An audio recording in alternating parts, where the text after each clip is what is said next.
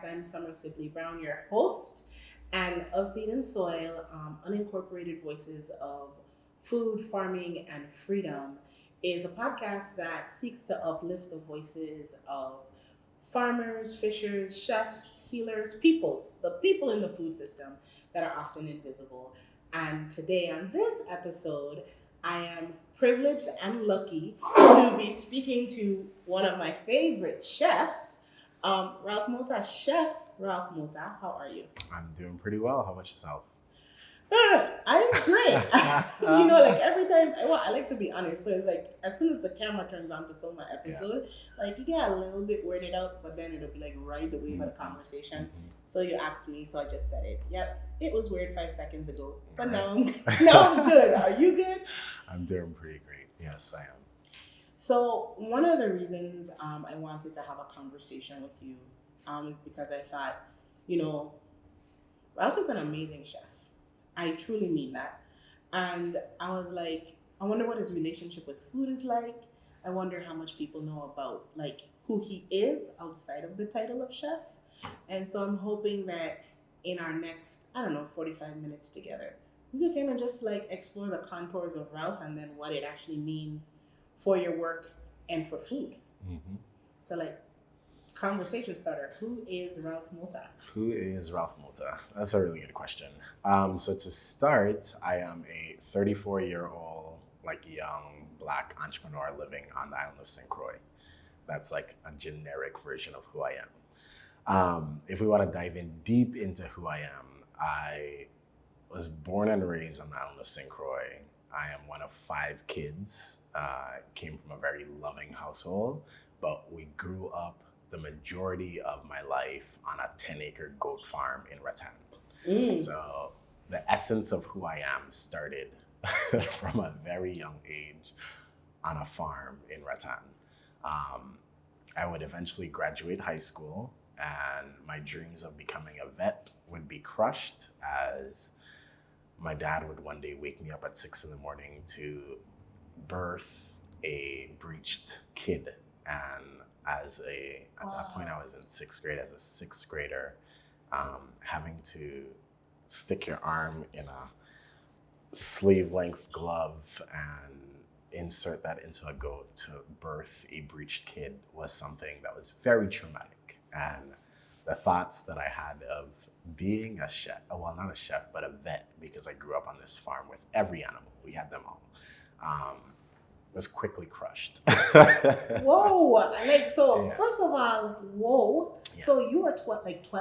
I was 12. Yeah. Oh. And So when you delivered your first kid? I did. Like that's impressive. That's impressive. Well, yes. I mean, that's what you do on a farm. Yeah, but it's also very traumatizing. But I think that's important. That's what you do on a farm. Correct. Right. A lot of times, I've never stopped to, as much as I work with farms and farmers, I never stopped to think about the reproduction cycle. Yeah. Like outside of understanding like the monetary value, like there's a certain age you're gonna slaughter X, Y. So I thought you was about to tell me a slaughtering story that changed your like that experience, because I think that'll happen for most people, like when they actually have to slaughter an animal. Correct. But yours was a birthing story. Yeah. Oh. This is completely different. Yeah. So I, that ended. I got dressed. I went to Lumukal. I attended class like nothing happened, but the dreams of becoming a vet died there. And I would go to high school and eventually find a love for art. And I would then graduate, head to Miami. I did my freshman year. I transferred up to New York. I graduated from Pratt with a Bachelor's of Fine Arts in Painting. And I thought that's where it all ended. I was like, okay, I have a love for art. I now have an art degree. This is going to be it. This is my life goal. This is going to be the career path I choose. I'm an artist. And I'm in New York. It's the mecca of art. I made perfect. it. I'm at the pinnacle. That life was perfect. Yeah. And then reality sets in and you have to get a job to afford bills. And that's where catering came in. But when I got to college, my freshman year, I only made it 6 months on the meal plan. And then I was like, I'm done. I came home for Christmas and I told my mom, I was like, I can't do it. I have to cook for myself. I can't do it. And I was in a dorm where you had access to a microwave and that was it. So I cooked in a microwave for 6 months. I went back. I did not eat from the cafeteria. I just cooked in a microwave. And then I transferred to New York, and I was like, I don't know what we have to do, but we're gonna get a dorm that has a kitchen. And so we did. And so I cooked for me, and then inadvertently all of my roommates and like some people from down the hall. So let's reverse. When and how did you learn to cook? Who? I was one of 5 kids, and so it was mom and dad, and mom was an attorney, but she was also the cook. And so, you know, some days she was in trial and she's not getting out till 7, 8, 9, 10 o'clock at night. They're still in court. So somebody had to cook. And my dad was a pescatarian. So he could cook, but he wasn't cooking meat dishes because he wasn't tasting the meat dishes. So it was left to my sister, and then a portion of that became left to me as I, you know, her limitations as to what she could cook and how good it was.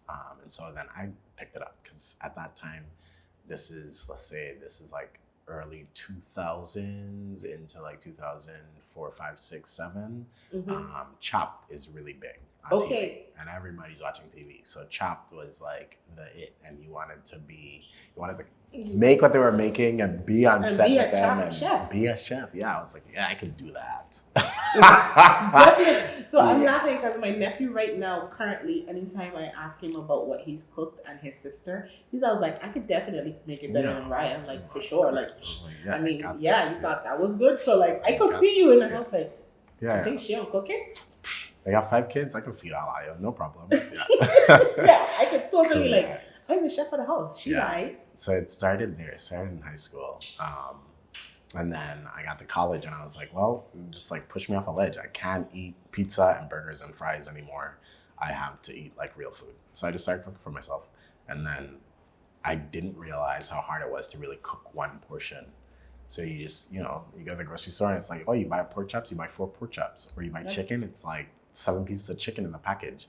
So I would just have so much excess that my roommates would come home and be like, what the fuck is that? What is that smell? And I was like, well, they got beignet in the kitchen, or I just made Johnny cake, or like there's some pepper steak and some rice, like go feed yourselves. And so, but I fed them for the 3 years I was in New York. And then I graduated and I stuck around and I got a job. My first job was at a catering company and I was a driver. I used to deliver food to photo shoots, a lot of movie sets. Really? Yeah.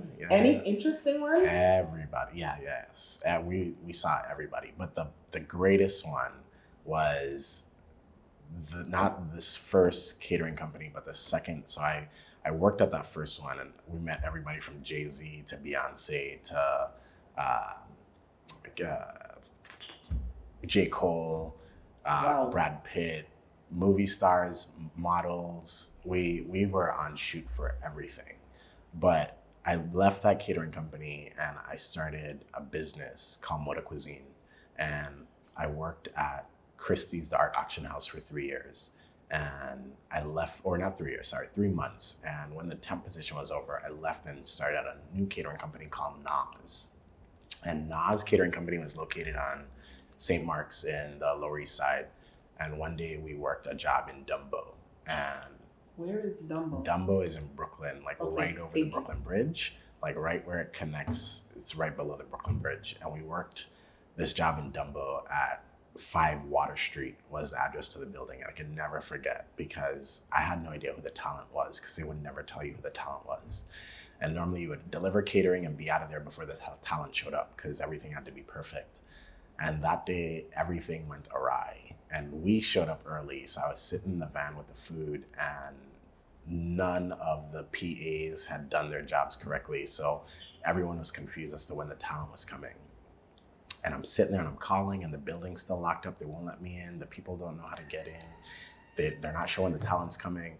And all of a sudden this black Escalade pulls up in front of my van. Okay. And just stops. And the doors pop open and everybody's like scrambling. And I was like, oh shit, this is the talent. Oh my God, this is the talent. And out pops Oprah Winfrey.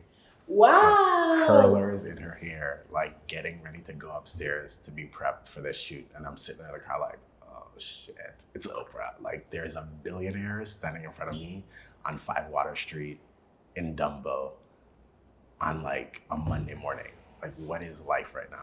Yeah. I've met so many celebrities and so many models and so many artists, but that one, And it only made it that much greater because I went upstairs behind of her, obviously. They had put her in a room the size of this. Like she's sitting at the head of the table. There's people on either side. And it's like, you just have to set up right here. You have 4 feet set up catering for 20 people on 4 feet of space. Like that's impossible. And do it quietly because we're all in this tiny little room. And I was like, it has to be perfect. The pressure, oh my God, the pressure. And she's there and she gets up and she asked me my name and I told her my name. I was like, my name's Ralph. And she's like, nice to meet you, da da da da da. And I set up the food and I left. And as I'm walking out, a door around the corner opens up. And I had just graduated from art school. And Chuck Close, which is this very phenomenal painter, he did like really oversized life-size portraits. And they're all pixelated because he was handicapped. And so he would paint with a paintbrush in his mouth and he would paint in these big squares and do these massive portraits of celebrities and everyone. And so here he is behind a camera getting ready to shoot Oprah for, I think it was the 20th anniversary of Vanity Fair's like Christmas issue. And I was like, what is life? And that was like the pinnacle of my existence. I was like, and when I went back that afternoon to pick up the food, down comes the hallway, Oprah and her team, and she's passing and she goes, bye, Ralph. And I was like, done. Shoot me dead. Leave me out. I was like, I'm good. I just want to pitch that Oprah's an Aquarius. So, that's the only relationship I have with her, that we share a sign. And so, she's awesome. Me, you, and her. There we go. Exactly. That's in one universe. Yeah. In one universe, the three of us. It was the epitome of like my existence. I was like, this is life. Yeah. Wow. So, right, you've graduated, you're in New York, you're having these great experiences. Let me ask, why did you come back home? That's a good question. And it's a really good question because when I graduated and I moved to Miami and then ended up in New York, me and all of my friends, one friend ended up in Chicago, one friend ended up in Rhode Island, somebody was in Miami, somebody was in Philly. Me and all my friends were like, we're settled. This is gonna be it. We're gonna be here until our 40s, maybe our 50s, and then we might go back home for retirement. Like we're not going home before then. We cannot go back to St. Croix. That was the goal or the thought that we had at that point was we have to do everything possible to stay on the mainland. We have to make it. And I was in New York. I'd been out of school for 3 years and I was actually getting ready to move to the West Coast. I was gonna move to Oakland, California. And that summer, 2016, my dad fell ill, very young, 63 years old. And it progressively got worse in a very short period of time. And my mom called us and we all flew down to Puerto Rico and he was airlifted. And within 5 days, he had passed. Wow. And this was the beginning of August and my lease was up the end of August. And I was moving to the West Coast and my dad had just passed. We live on a 10-acre goat farm. I was in New York. I think one brother was in DC. The other one I think was in New York with me too. And I think my 2 other siblings were here, but that was it. And I was like, I can't leave my mom with a 10-acre goat farm to tend to herself. Like, of all my siblings, I am the only one with an empty schedule that could like clear my calendar and decide to move home. And so I called my job and I put in my 2 weeks and I was like, I'm still in St. Croix, but I'm gonna come back. I'm gonna give you guys 2 weeks and then I'm gonna shut down my apartment and I'm moving back home. And they were like, no, please, no. I was like, I have to do this. And so I went back and gave my 2 weeks, packed up the apartment and I left New York. And I actually didn't immediately move back here. It took some time, but I realized that a part of it was knowing that when I came back, he wasn't gonna be here. And so it was difficult for me to just come back. So I left New York the end of August and I packed everything into a Suburban and I drove it up to my friend's place in Rhode Island, moved it into her spare bedroom and I stayed on her couch for 6 weeks. And I came home October 20th, 2016. Wow, Yeah. Thank you for sharing that very personal part of your story. I hope that it motivates and moves people who could be watching as much as it just like moved me because I was like, oh wow, this is like, and you see people like, oh, you come back home or you never really get to stop and ask people like why you made the choice or what what positioned your transition, right? Correct. And that's deeply personal and moving and difficult, and also I hope has been a little bit wonderful in some ways. It has. I know it's been hard. We could talk about that too. Yeah. But like, so even though you said, "Hey, I don't want to be a vet no more," like, thanks, 12, got it, keep the goats, right? Here you are, like, making a choice to come back and be like, I'm gonna be well suited to support my mom in this. Yeah. So you were almost like back to being maybe not a vet, but now in a vet. A vet. Yeah. You were like, no, a vet. Yeah. So you were like back in it on a 10-acre farm. Yeah, living it on a daily with all the troubles that come along with the reproductive cycle of goats. Oh no, you were back in the reproductive cycle of goats. And there was no dad to call on. I was now that person. So yeah, I lived it. Whether I wanted to be a vet or not, I lived it. Yeah. My question was like, did it feel like muscle memory, like certain things you just knew, or were you? Oh yeah. Were you now fumbling along as, right? Because you were like, Ralph the vet became Ralph the artist, right? And the artist dabbled in like the catering world, and like this is how you understood yourself.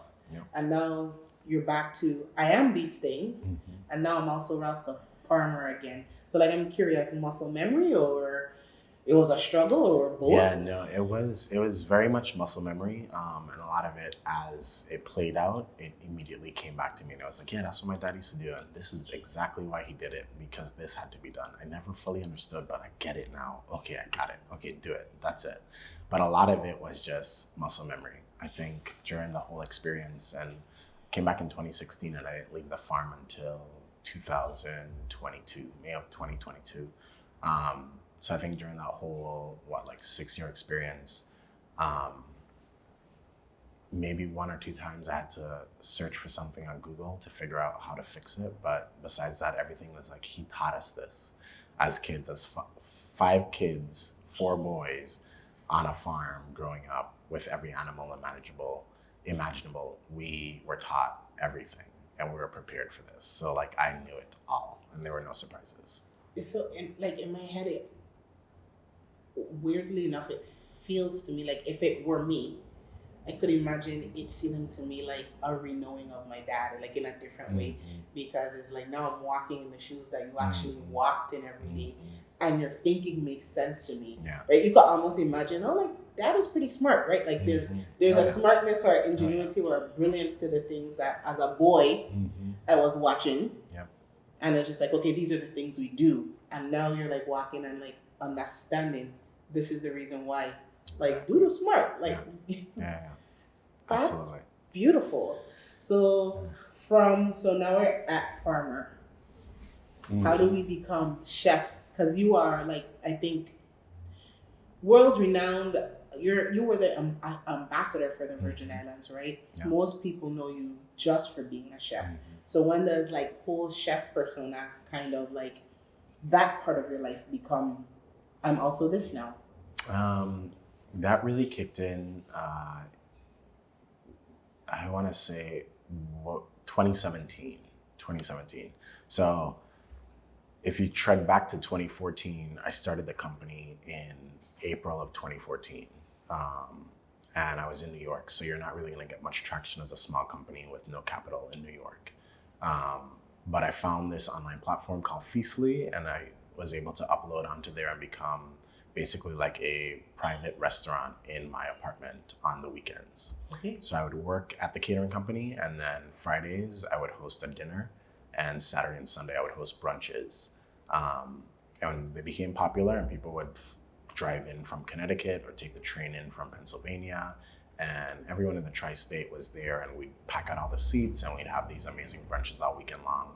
And it was a really great experience, but you weren't going to get much more traction than that because it took so much capital to say you were going to open a restaurant or have a commercial kitchen or any of that. And so, I did that for about 2 years, and then I left New York and I came back home. And right before I left it was in winter. So I think it was spring because it was a little cold still. The Department of Tourism was renewing their marketing contract, and I had been hired by two companies, one out of New Jersey, one out of New York, and they hired me to cook for the governor was coming into town, and they were going to woo the governor and the Department of Tourism to vie for the contract. And so the one company hired me to cook in the Delta Sky Suite of the Yankee Stadium, and the next one, the following day, hired me to cook on a yacht in the Hudson River. And so I was kind of in the realm of chefs that could potentially be the next culinary ambassador. Starting then, that's when the Department of Tourism really picked up my name. And so then fast forward, my dad passing, me moving back to St. Croix later on that year. And the following year, when Digby's reign was up, they called me and offered me the contract, and I took it. So I became the culinary ambassador in May of 2017. And so because I came home under the pretense that I was here to help with a goat farm and basically grieve the loss of my dad, I had basically put down all things chef. Anything culinary was not even in my purview. I was at home dealing with goats and grieving, and that was it.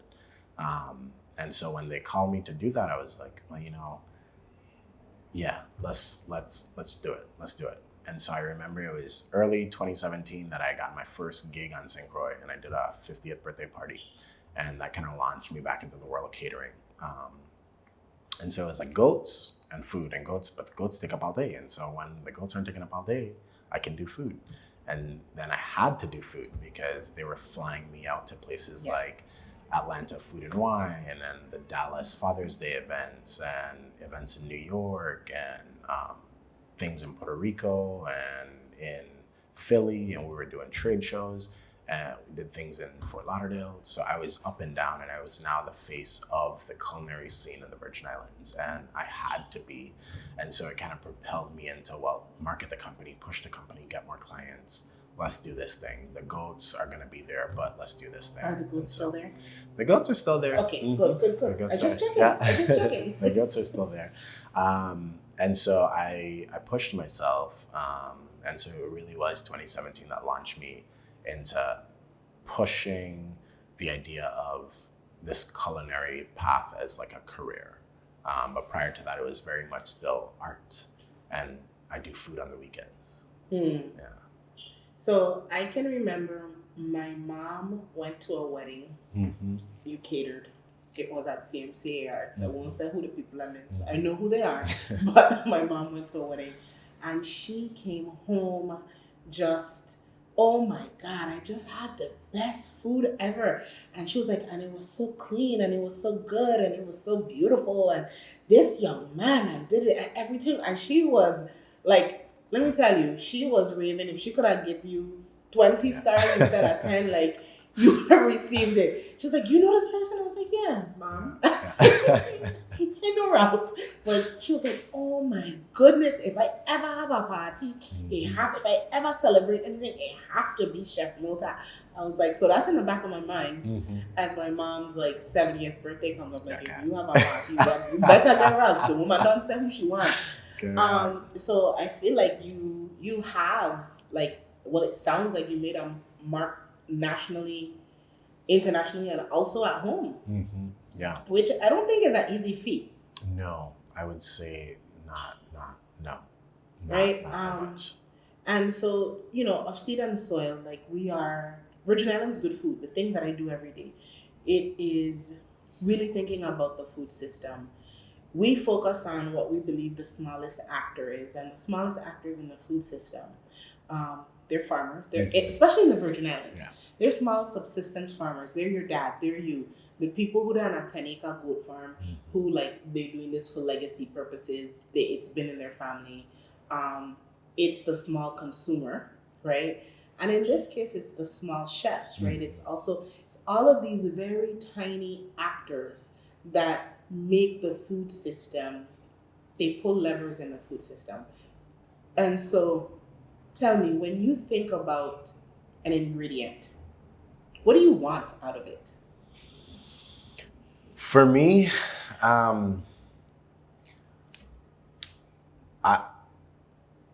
want the essence of what it is. I want the essence of of its journey. I want the essence of the thing. So for instance, we're on St. Croix. Mm-hmm. Like I can drive down the road and see a farmer on the side of the road selling something and I can stop and buy it.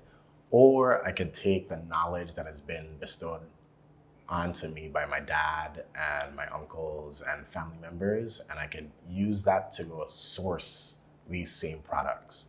So a lot of times, like right now it's mango season, I could stop anywhere and purchase mangoes. Everybody's selling mangoes, but I like the thought that I can remember when I was a kid growing up, before I was even a teenager, my dad would take us into Annalee, into these very particular spots to go pick mangoes. And I will jump in my truck, because to this day I still drive a Ford F-150 like he did. And I will drive off-road and find these places to go and enjoy the memories that I shared when I was a kid. So for me, it's, yes, I could go and buy that mango and I could take it to the kitchen and cut it and process it and turn it into something delicious. But it's not just the thing that I want the essence of what it is or how it became. So I want to go into the bush and trek and find that mango so that I could pick the right mango. I don't want to go shake the tree and knock down everything. I just want to pick the one mango that watching me, I eyeing it. Uh-huh. And I connect with it and I want it because it has something to offer. And I feel for me, it has the essence of what it really is. So I think what you bring up for me is this, and I think this is the first time this is going to come up on any of our episodes, right? When we think about food and farming, there's also another F, right? Foraging. Mm-hmm. And so like the ability to forage, the liberation of foraging, the health earned in the trek, but also like to your point, the journey to get to the food and the knowledge to know where to go to get what you need. Yeah. That's like that's a gift, right? Yeah. But it comes with like remembrance, it had to be given to you. I mean, you could discover it. I think there's people who discover it in forage culture, right? But I also think that there's many people who that is the gift that has been passed down to them by somebody else. Or let me show you where to get X, Y, and Z. Exactly. Yeah. And that's beautiful. It truly is. Trust me. The other day I caught myself in the market and there was an abundance of passion fruit, and all of them were like, "Come, Motta, I know you need passion fruit. I was want passion fruit, and then you come to we when ain't got none, and then you say, where the passion fruit there? Come buy it now. And I was like, there's just an overwhelming abundance of passion fruit. I don't have to work for it. I don't like this. I'm buying none. I'm not buying it. I don't have to work for it. So I left. And that weekend I drove through the rainforest because I was like, it's been raining, the gut's probably running. I was gonna drive through the rainforest, put my windows down, listen to the water, probably stop in a couple of places where we used to stop back when we were kids. And as we're driving, all of a sudden I see this passion fruit in the road that somebody run over. And I was like, a passion fruit in the road that's been ran over? Somebody didn't eat that and throw that there, because nobody don't just eat that passion fruit. That passion fruit comes from a vine. Yeah. So I pull over and I start looking, I was like, I can't see anything. And then I start to see yellow in there and I was like, yeah, passion fruit. I just leave them in the market, but now I go into the bush in the rainforest to go forage for passion fruit off the ground. And all of a sudden I hear zzz, zzz, and I was like, I got Jack Spaniel everywhere. Why am I in this bush foraging for like 3 passion fruit? I can't do anything with 3 passion fruit, but I just left like 50 pounds of passion fruit in the market. But I wanted the essence of the thing. I didn't want the abundance. I didn't want the ease of procuring. I wanted to go in there and fight the Jack Spaniel for the true passion fruit, And you had your true passion fruit that you probably did something fabulous with. And I went home and scooped in that container and put in the freezer so I could wait until I buy the more. So because you're going to go back to the market. Because true passion fruit thing are full of containers. So now you're going to go back and buy 47. But it was just the essence. I wanted the essence of that feeling of what it is to go out and find it. But I think there's something important, and maybe many chefs feel like this way, to like be in relationship with the food that you prepare in a meaningful way, because like I was just having a conversation with a restaurant owner and we were talking about the quality of food that comes out. And we were talking about the fact that in some places, food has become so industrial, right? That you have people in a kitchen who may have kitchen skills, but they no longer have a love or a desire right? So the recipe is really ingredients in, recipe out, and there's something missing in the food. So it can look technically correct, it can be technically correct, but when you're making the same thing every day in a mass scale, it could become Every day you lose a little bit more. right. Yeah. So I feel like your desire to, I know I have to come back to the market. I know I'm going to give you ladies the sale. But right now, I need to be in a little bit more relationship. Correct. Because you already have relationship with the ladies in the market. Yeah. So that's something I want to highlight. They know you, they know what you need, and they're ready for you. They're like, yo, look, come, I have it. Yes. You always wanted. But in this moment, you needed that, right? Because it is the journey that helps you, the artist, right? The person who is not just ingredients in, but like actually like preparing something that hopefully people find memorable. And they do. They do. My mom found it memorable. So that's super beautiful. And like foraging is a thing that I feel happens I think it happens everywhere. And I think indigenous people, it like foraging is a way of life. Like when, Taino, native sovereign peoples who their relationship with land for a long time, foraging is a large part of what we do. And then there's like this convenience culture that has come about with modern society that has stripped people from that. So I'm glad you told that story. Because if you have not foraged or you don't know what foraging is, look it up. Yeah, absolutely. And that wasn't a concept to me until I met Digby and until I met Frank, right? That's when I really was like, oh, that's what that is, and foraging is a thing. So I feel like I picked that up later in life.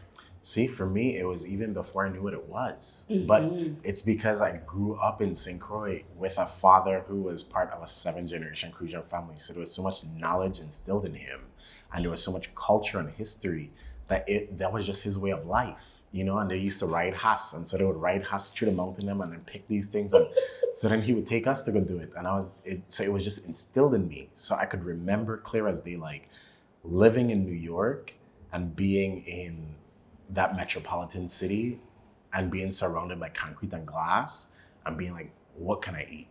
And it was like, oh, it's apple season. Oh, those are crab apples. What is a crab apple? I'm going to eat it. Oh, we cater in this, we used to, on St. Mark's, we used to cater out of a bar, and the bar had a courtyard in the back, and in the back of the courtyard had one really massive tree, and it was a mulberry tree. What is a mulberry? I have no idea, but there's these really long looking blackberries. Are they edible? Oh my God, they're edible. I'm gonna eat mulberries all day long. And I'm walking through Central Park. What is a ginkgo? Is that fruit edible? And so I just remember being in New York and being like, what is edible? What can I eat? Am I supposed to eat it? Am I allowed to eat it? Are there rules against eating it? Because everything is so structured and so rigid there, and everything has to be purchased from a grocery store, and you don't source organic things from nature. And so I remember being in that city and feeling the need to rebel. Like, what is that berry? Is that edible? Because that looks like a berry. Is that an apple? Is that a pear? I love that you talk about feeling the need to rebel, because I think that what we have here, and you see it now, right? Like you could drive along any street and you could see papaya, you could see tamarind, you could see mango, you could see banana. Like we still have food integrated into our common pathways, but I feel like the message, right, is that to be sophisticated, to be educated, to be of a certain status, you don't do that anymore. Right? There's no need to forage, right? Like that convenience and grocery stores and fine marketing and fine packaging, right? For a subset of us, this is what tells you have arrived, when, right, the echelon above seeking to go back to where our ancestors come from, raising their children, right, where we and our ancestors come from. They're not getting their children technology devices, right? They're getting their children experiences, right? So they're learning how to fish, to throw line, to make seine net, to forage mulberries, to understand when and where you eat something. So I think there's something, because in like the liberation that is afforded with freedom of access to food, that we as Virgin Islanders have begun to take for granted, because it doesn't seem civilized, right? Like, and I'm glad you rebelled. and Yeah. like ask those questions. Yeah, it was, and I never really understood where it came from because everyone around me was like, "What are you doing? Don't eat that." And I was like, I can walk up the street one of these nights to go pick some pear because there's a pear tree with like Anjou pears just hanging off of it. Why is there a pear tree with an abundance of pears just sitting here? Like I need to go and pick pears. I'm in Italy. Why am I in Italy trying to pick pears? Why don't I go to the grocery store and get pears from the grocery It's store? so funny. As you're talking, I want to clarify for people because you know in the Virgin Islands we don't call avocado pear. Oh yeah. So we're talking about pears Like as a pear. in a real Correct. to us. Yeah. You know what I mean. Like an American If you're pear. a Virgin Islander or a Caribbean person and you're listening, we're talking about an American, in this case, Anjou pear. an Yeah. Anjou Yeah. pear Yeah. versus what we don't call an avocado. Exactly. I also wanted to tell the listeners that half is horse. Yeah. Right? Just in case it's like, he rode a what? Yeah. Yeah. Riding horses. But I love that like we can also code switch, right? And talk about us in our language and talk about our food in our language and in our dialect because all of this is part of the remembrance and part of the food story. Yeah. When I went to Atlanta, I went to this Gulagichi restaurant and I was so excited when I saw the menu because the menu was written in a dialect that was almost just like ours and I knew what everything was and I was so impressed. I was like, and I feel like we need more spaces in which we can authentically present who we are and it feel not just to us but to people like it's right. Yes. And you're well traveled. Yeah. If y'all didn't know, I just read him out. He's well traveled. Like so, you talked about being in Italy. What are some of the other places that you travel to, and like how would you describe how they experience food? Is it any different to how you experience it when you're here? I'm not gonna lie to you, because I just landed on this island 2 days ago. Well traveled, I said. I started in Kalamata, Greece, and then I went to Mykonos, Greece, and then I went to Pamplona, Spain, and then Lisbon, Portugal. And I was having a conversation last night with my best friend, and I was telling him I was like losing my mind. I was like, I went to all three of these cities in these massive countries with tens of millions of people. And prior to going there, I've heard from people like, people from here could be stuck up. People from here could be stuck up. People from here could be this. And I've heard all these things before. And then I got there and I experienced it. And I was like, holy hell, this is what we're missing. These people from one nation to the next have all created an identity that's surrounded on the basis of food. Everything they do and who they are stems from agriculture. From Greece to Spain to Portugal, these people speak through food, and they only speak through food because of agriculture. And they speak about their industries that they have developed and nurtured and protect to this day. Like they are the greatest thing since sliced bread, despite the fact that they share a border with another nation who produces all the same things and refuse to import things from across the border right there. They don't have to put on a ship and sail it for a week. They could just drive it. They refuse to import things from next door because they have it the best. I went to Greece, where exciting. There's 10 million people in their population, and there's 130 million olive trees. There's 13 olive trees per person in Greece. And yet, when I consume extra virgin olive oil in the US, I know it to be Italian. Because from the moment I was growing up to watching what I watched on TV, olive oil was associated with Italians and Italian cooking and owning Italy. And when I think about the olive oil I consume in the US and when I live there, and to this day, it's always Italian. And I went to Greece, where they have 130 million olive trees. They have created a system around their olive oil where they have developed olive oil tasters The same way France like has a job? sommeliers, they have olive oil tasters that As have like to a be job? recertified per year. There's only 100 of them in the country. That's how Wow. exclusive they are. And they taste and grade olive oil.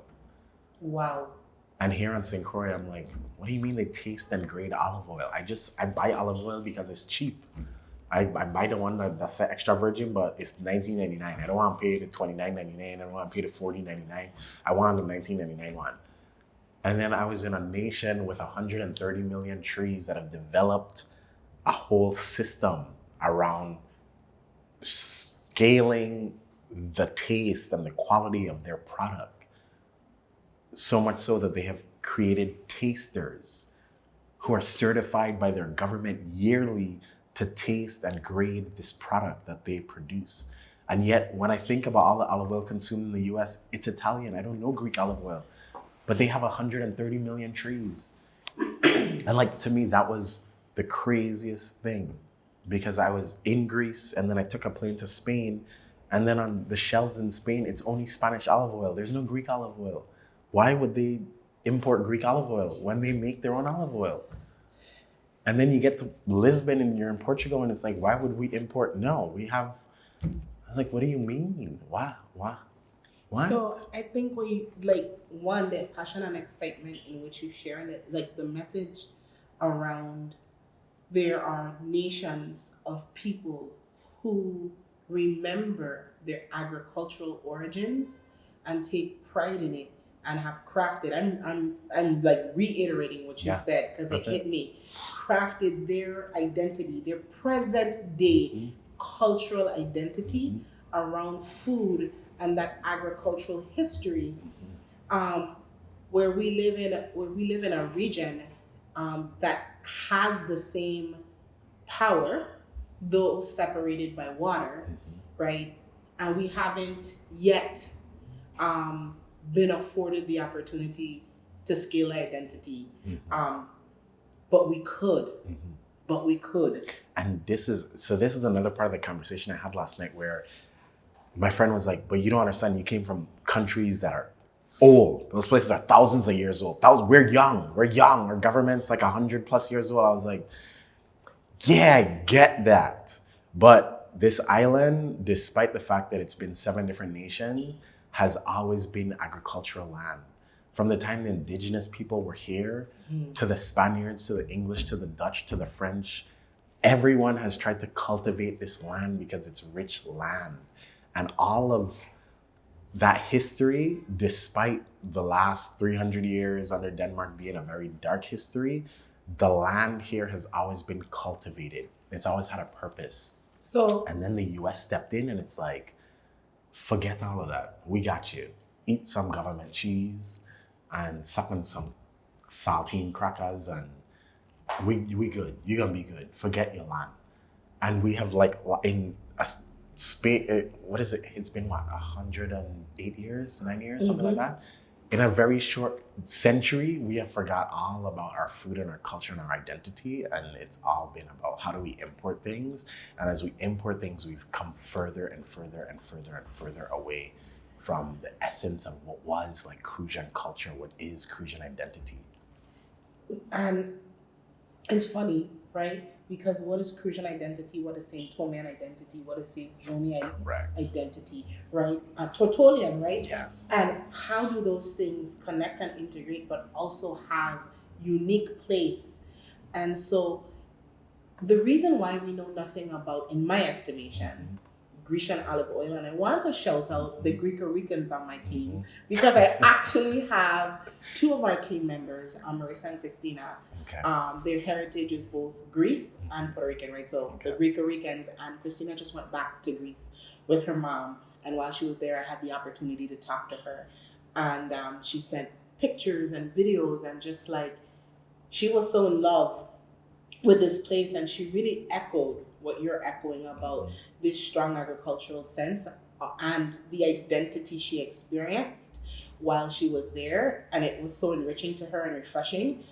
But marketing, the problem is marketing, right? The problem is tariffs that are organized by a global food system, right? That stops people and countries from being in relationship and has governments determining what products can come in and what products can go out, and Supply and demand. right, and it have nothing to do with quality of food or actually even a relationship of people's. Commerce. And it's the relationship of large scale business that determines what a place knows.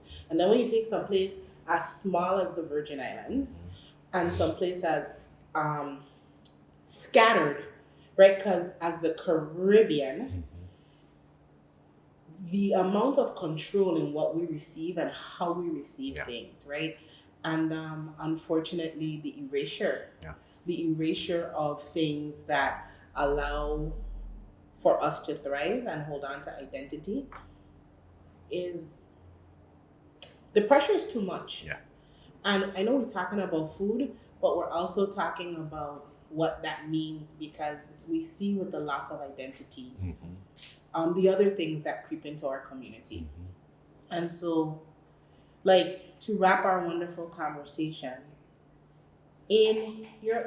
as a person who's still a goat farmer, as a person who has a deep relationship with the journey of food, if you could offer us one thing you think we could do, or one thing you hope is possible for us, knowing like all the things you've got to see, what would it be? For us to start to really take initiative in the pathway towards like food sustainability, but in doing so, just becoming more familiar with the idea of preserving. Because we love to eat a saltfish, and you forget that that's just cured fish, and that process came about because an abundance of fish during a season that then needed to last all year long to feed and sustain a people. And so you just mentioned, like, you drive down the road and you see so many different fruits and they're all in season at different times.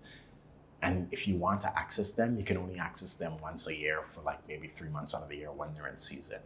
But our ability to forage for that food and then preserve that food to feed us and our culture and our identity year round is something that's missing. And I think that's what they got. Like we went on an olive oil tour, and olive harvest is from November to February, and people have olive farms that don't live there. They live in Australia, they live in Japan, they live all around the world. They're doctors, they're lawyers, and they have olive farms that they'll never give up. And during that harvest period, they will take a month off from work and come back to harvest their olives, process them in mills, and then store that olive oil and sell it throughout the year as they find buyers. But they don't just let the fruit drop just because they're a doctor or a lawyer in Australia. They still find time to come back and harvest that product and then store that product to be consumed all year long. So it becomes part of their identity, because they don't just have olive oil for 3 months out of the year. They have it 365 because they've created a society that not only consumes it in so many different ways, but they've realized the importance of it, not just culturally, but like economically. And so they preserve it. They do everything they can to preserve it. And we pass tamarind trees that are just busting with tamarind, and mango trees that are falling everywhere. And we do nothing to harvest and then turn that into food that can be preserved, whether it's jams or stews or leather or dried or whatever it may be, so that I could then access that 365. So it then becomes a part of the story, a part of the culture. Like, there's no reason coconut man on the side of the road selling coconut water every day of the year, but you're still going in the grocery store to buy Goya shredded coconut. You know, like there's a some things just falling short, and I think that's something that we need to take from everyone else and all of these other nations that are doing just that. They are finding a way to preserve what is there naturally, so that it then becomes part of the conversation. Because without it, then who are you? Without it, then who are you? I want to thank you so much for joining us. Yeah. And I want to thank you so much for joining us. If you stopped in and you listened to today's episode, I want you to like, I want you to subscribe. I want to ask the question, where can they find and follow you? Before I close this out, where can people find and follow Chef Ralph Motta? Motta Cuisine on just about every social media platform. And follow our website as well, mottacuisine.com. Motta Cuisine, just about on every platform, mottacuisine.com. So like I was saying, like, subscribe, share. Please comment if you want to be in conversation with us. Let us know if you found something in today's podcast helpful, inspiring, you disagree with something. We would love to engage with you. And I want to charge you to put your mind to thinking about what can you preserve, right? What can you preserve in your land? How can you limit your food waste if you have fruit trees? And when last you went to the secret spot to forage a good mango or a passion fruit? Thank you for tuning in. Looking forward to seeing you on the next episode. Thank you for having me.